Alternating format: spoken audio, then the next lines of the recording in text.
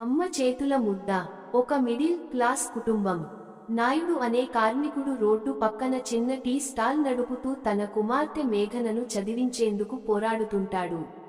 మేఘన కల పెద్ద ఉద్యోగం సాధించడం, కుటుంబాన్ని దారికి తేవడం. తండ్రి మాత్రం తన కష్టాన్ని కన్నబిడ్డకు తెలియనివ్వడు. ఒక రోజు మేఘన హాస్టల్ నుంచి ఇంటికి వస్తుంది.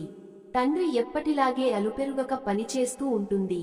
అమ్మ గుండె నొప్పితో పడిపోయినా ఆమె కుటుంబం కోసం బాధ్యతలను మోస్తూనే ఉంటుంది. కాని మేఘనకు తల్లిదండ్రుల కష్టానికి అసలు అర్థం ఉండదు. ఒకరోజు ఇంట్లో తినేందుకు తిండి కూడా లేకుండా పోతుంది. తండ్రి కష్టపడుతూ సంపాదించిన కాస్త డబ్బుతో తల్లికి మందులు తెచ్చినా తన కోసం తినడానికి తిండి కొనలేడు.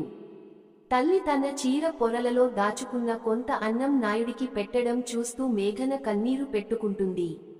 అప్పటివరకు తల్లిదండ్రుల ప్రేమను అర్థం చేసుకొని ఆమె వారికి అండగా నిలవాలని నిర్ణయిస్తుంది. ఇంటర్వ్యూ రోజున నాయుడు కూతురికి మంచి బట్టలు కొనాలనుకుంటాడు. కానీ డబ్బు సరిపోదు. మేఘన తండ్రి షర్ట్ను హత్తుకుంటూ, నాయుడు గారు, ఇది నా భాగ్యం, మీ కష్టమే నా విజయం అని చెబుతుంది. ఆమె ఉద్యోగం సంపాదించిన రోజున కూడా తల్లి తండ్రి ఏమీ ఆశించరు. కానీ మేఘన తన మొదటి జీతంతో చిన్న టీ హోటల్ను ఓ రెస్టారెంట్గా మారుస్తుంది.